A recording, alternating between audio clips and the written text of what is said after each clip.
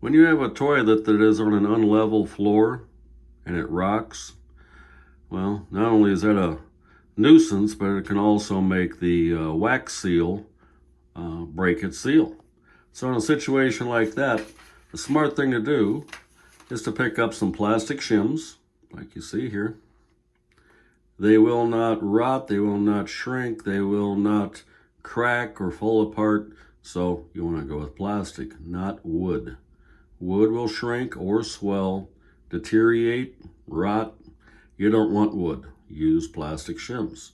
Now, as well as using the plastic shims, it's a good idea to get a sealant around the front of the toilet, what I call from here, around the front to here, because let's just say sometimes the guys, they miss.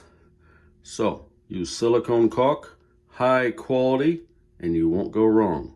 You have that there, a lot of the material that would otherwise go under the toilet and leave, let's just say, a mess that we don't want to deal with.